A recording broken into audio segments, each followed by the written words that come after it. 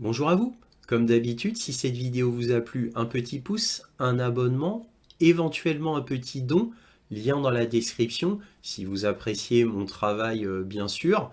Et aussi, toujours si vous appréciez ce que je fais, n'hésitez pas à partager mes vidéos autour de vous au maximum afin que cette chaîne soit mieux connue. Merci à tous pour tout cela.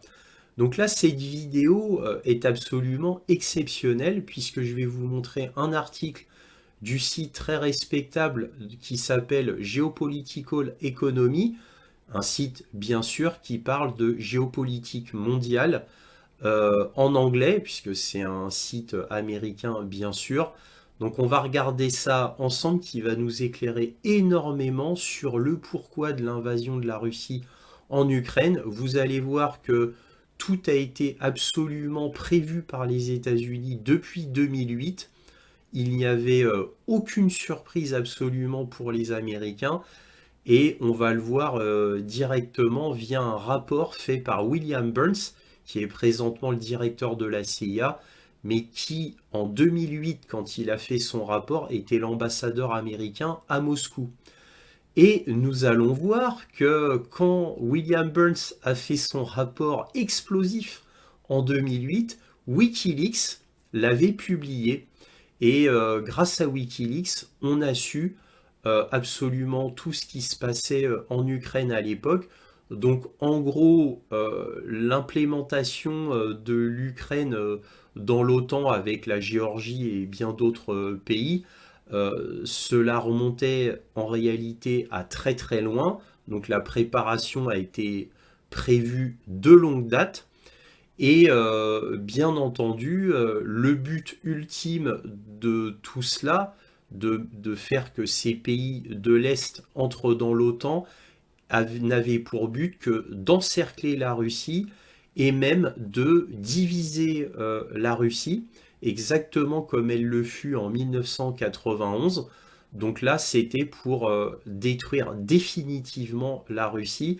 Et nous allons voir grâce à ce site que c'était les propos même de Dick Cheney, qui était à l'époque le chef de Victoria Nuland. Donc, bref, la vérité enfin émerge. Alors, évidemment, pour ceux qui me suivent depuis longtemps, moi, je vous avais déjà annoncé tout cela.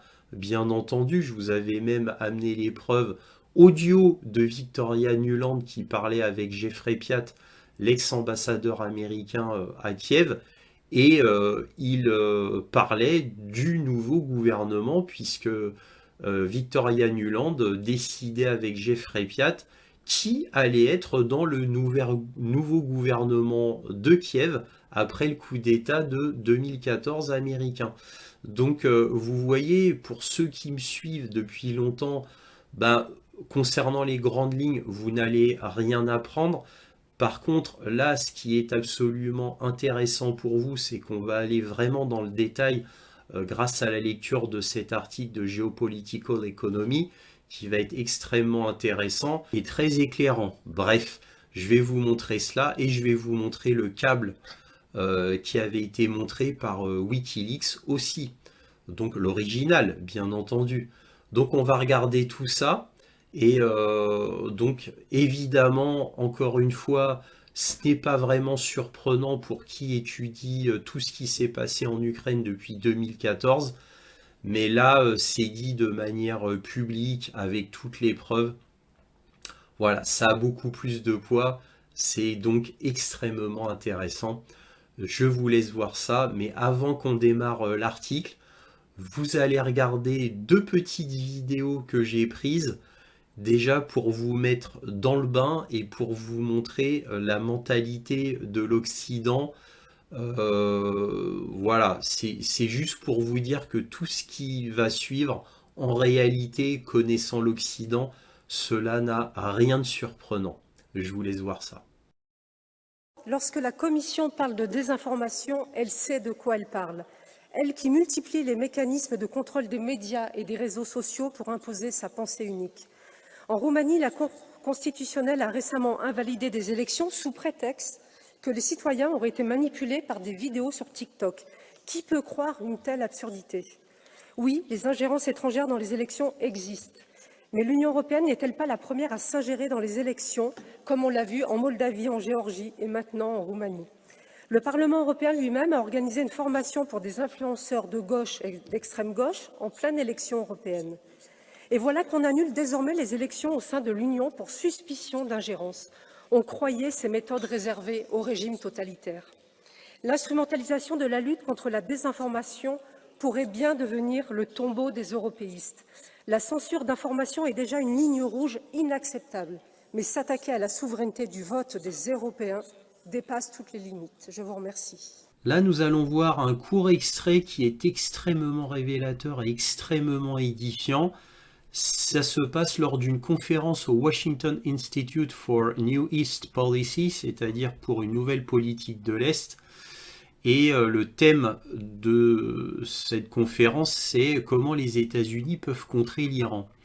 Et là, nous allons voir un certain Patrick Clausen qui fait cette conférence qui date du 21 octobre 2012. Et dans cette conférence, il nous lâche des vérités de manière très candide, absolument énormes.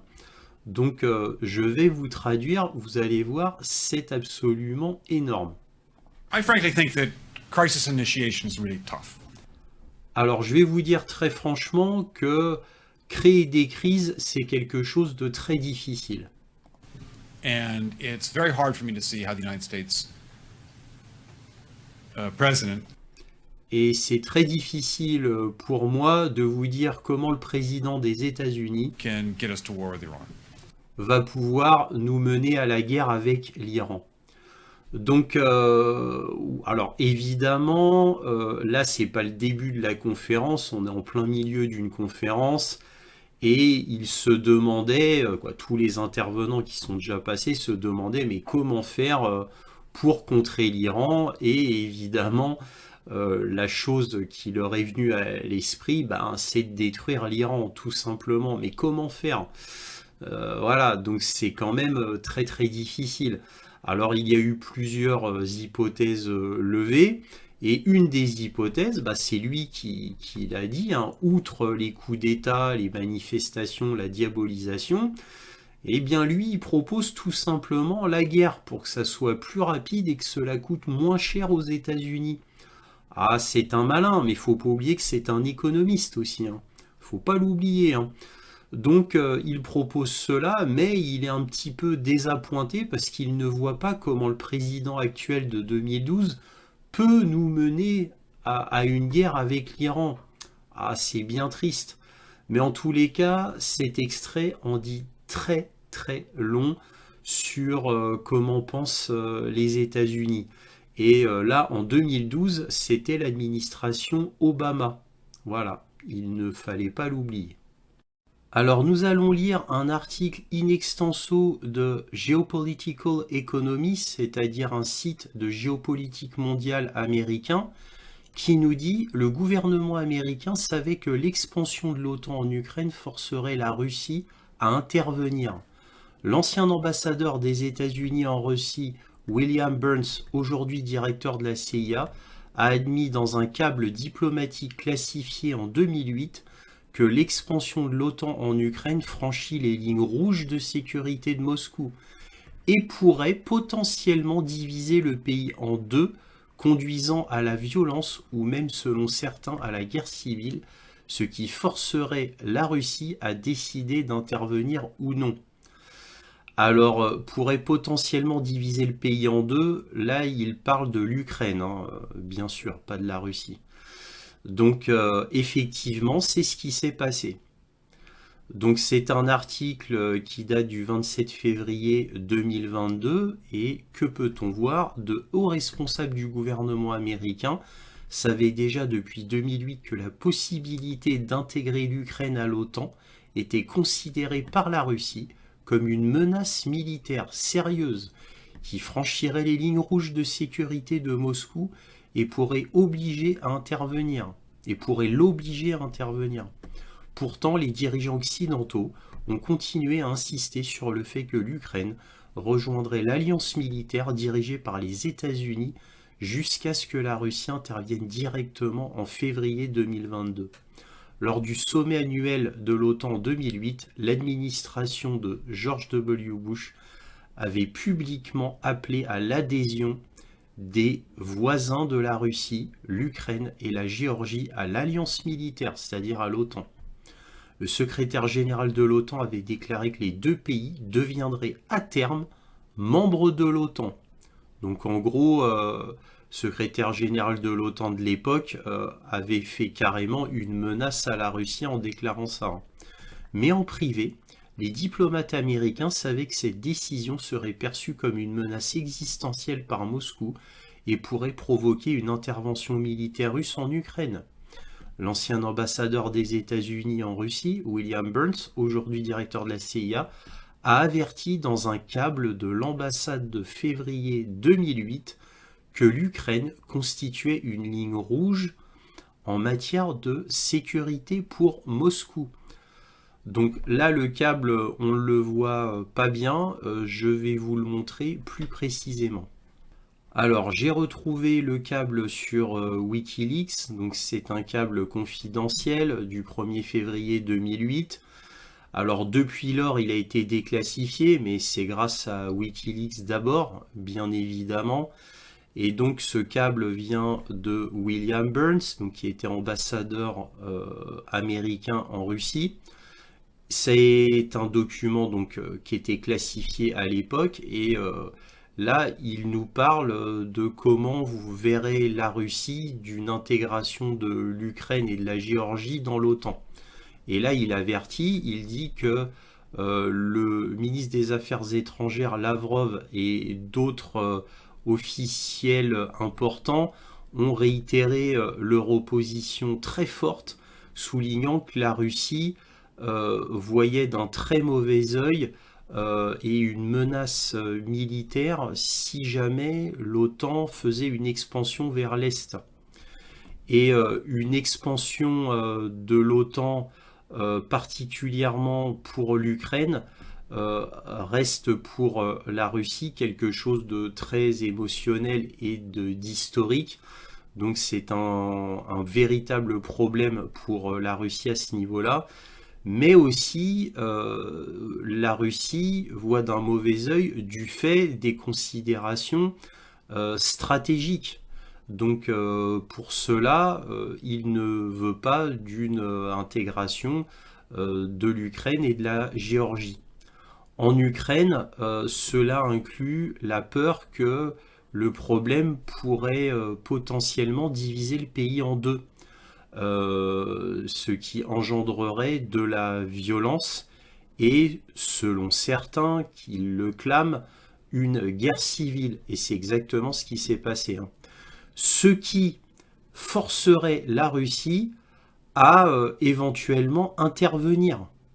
Vous voyez, William Burns, on apprend ici qu'il est très très lucide et très perspicace. N'oublions pas que ça date du 1er février 2008.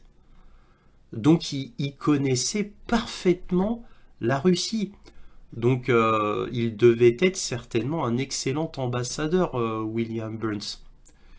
Et bon, on va pas tout regarder, mais là aussi c'est intéressant. Donc là, nous allons retourner à l'article de Geopolitical Economy qui nous donne une traduction de ce paragraphe exact. Alors voici le paragraphe 5 traduit. Les aspirations de l'Ukraine et de la Géorgie à l'OTAN ne touchent pas seulement une corde sensible en Russie, elles suscitent de sérieuses inquiétudes quant aux conséquences pour la stabilité de la région. Non seulement la Russie perçoit un encerclement et des efforts pour saper son influence dans la région, mais elle craint également des conséquences imprévisibles et incontrôlables qui pourrait sérieusement affecter ses intérêts de sécurité. Les experts nous disent que la Russie craint particulièrement que les fortes divisions en Ukraine sur l'adhésion à l'OTAN, une grande partie de la communauté ethnique russe étant opposée à l'adhésion, puissent conduire à une scission majeure impliquant des violences ou, au pire, une guerre civile. Dans cette éventualité, la Russie devrait décider si elle doit intervenir une décision qu'elle ne veut pas avoir à prendre.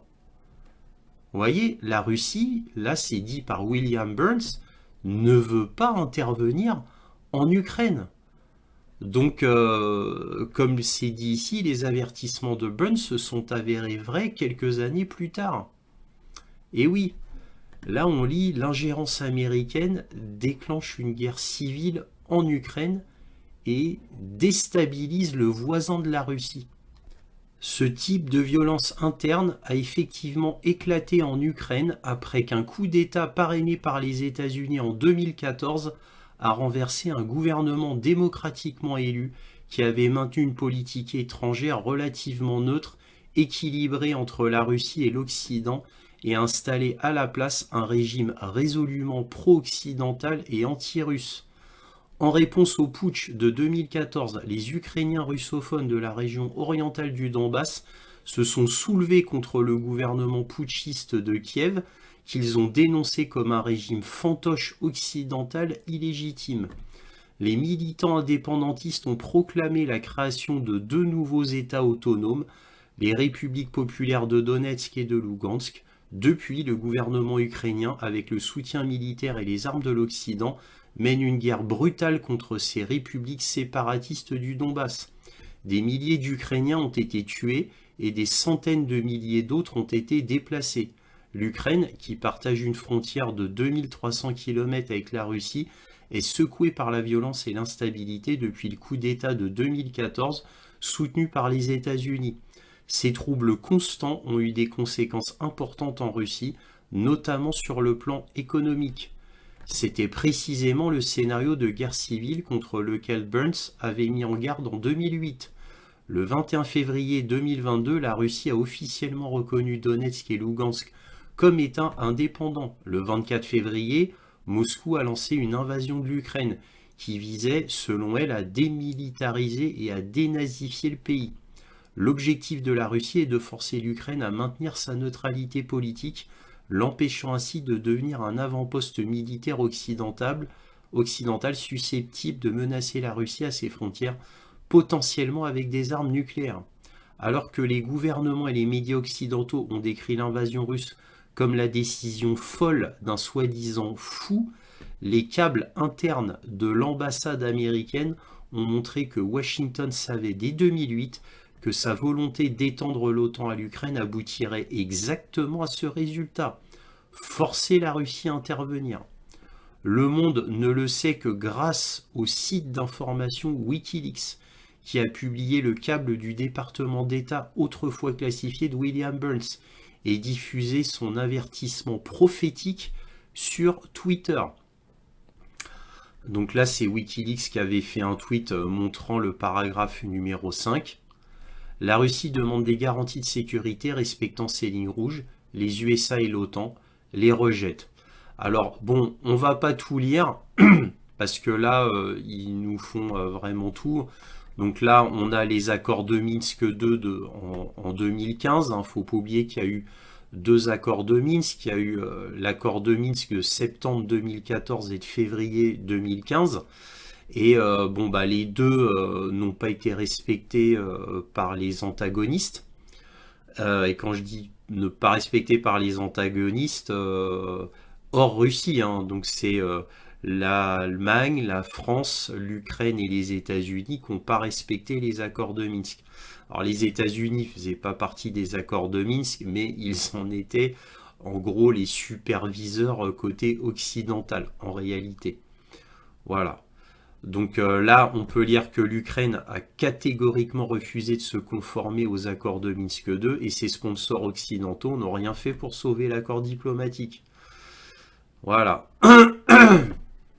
Bon, là, ça parle de que la Russie a fait tout son possible pour éviter qu'on en vienne à son invasion, qu'elle a tout fait pour éviter que les accords de Minsk soient piétinés, mais ils l'ont été quand même.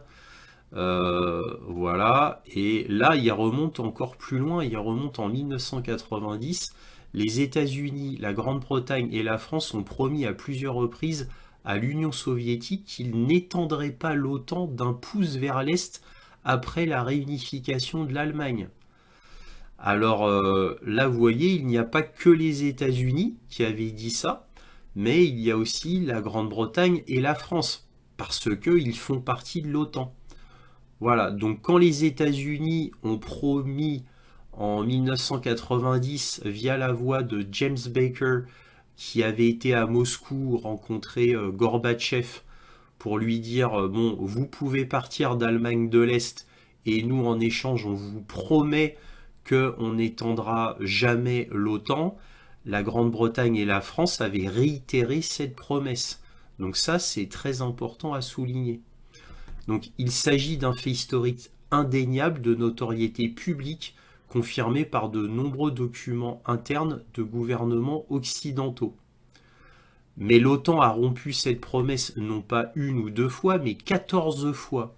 Les 14 nouveaux États membres qu'elle a admis se trouvaient tous à l'est de l'Allemagne et nombre d'entre eux avaient été auparavant des alliés de l'Union soviétique au sein de l'ancienne Alliance de sécurité de Moscou, le pacte de Varsovie. Donc là, on voit les pays qui sont entrés dans l'OTAN. Donc, bon, là, vous avez compris, et donc là, ils expliquent tout vraiment en détail. Et là, on a le journaliste qui a écrit cet article qu'on vient de lire, Ben Norton, qui dit sur Twitter que l'alliance impérialiste des États-Unis ont provoqué la Russie jusqu'à la fin, quoi. Voilà, donc ils ont provoqué, et voilà ce que ça a donné. Donc les États-Unis appellent l'Ukraine et la Géorgie à rejoindre l'OTAN et organisent un coup d'État en 2014 pour renverser le gouvernement indépendant. Ça, on l'a déjà lu. Sauf que là, ils vont un peu plus dans le détail, mais vous connaissez déjà toute cette affaire, avec bien sûr Victoria Nuland, qui a été prise la main dans le sac. Là, c'est en tant que preuve indéniable que les États-Unis ont fait un coup d'État en 2014. Donc là, c'est une vidéo qui montre la preuve indéniable, puisque on voit Victoria Nuland qui s'active à Maïdan, ainsi qu'avec l'ambassadeur d'Ukraine, Jeffrey Piat, et qui, à eux deux, décident qui sera membre du gouvernement ukrainien. Voilà, du nouveau membre du nouveau gouvernement ukrainien. Donc là, il y a une vidéo qui le prouve. Alors, je vais vous mettre le lien de cet article et le lien de Wikileaks dans la description. Vous pourrez regarder tout cela à loisir, mais vous voyez que c'est extrêmement intéressant. Alors, on va quand même lire la fin, qui est vraiment très très intéressante pour le petit historique. Le mentor de Nuland, Dick Cheney, a lui-même clairement fait savoir que les États-Unis ne toléreraient jamais un gouvernement fort et indépendant à Moscou. Cheney a cherché à démanteler la Russie elle-même après le renversement de l'Union soviétique.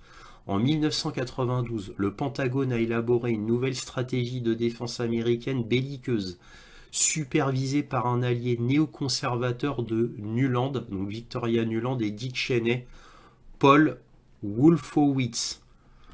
Wolfowitz, c'est ça. Cette stratégie stipulait clairement que le premier objectif de Washington est d'empêcher la réémergence d'un nouveau rival, en dissuadant les concurrents potentiels d'aspirer à un rôle régional ou mondial plus important. La mentalité du jeu à somme nulle qui sous-tend cette doctrine Wolfowitz, qui insiste sur le fait que l'Empire américain doit diriger le monde sans aucune opposition et qui refuse d'envisager la possibilité que la Russie ait ses propres intérêts en matière de sécurité, sous-tend encore aujourd'hui la politique étrangère de Washington. La stratégie de pression maximale des États-Unis contre Moscou, inspirée par cette doctrine impériale sous l'œil vigilant de faucons anti-russes comme Victoria Nuland, a contribué à provoquer exactement ce contre quoi l'ambassadeur William Burns avait mis en garde en 2008, une intervention militaire russe en Ukraine.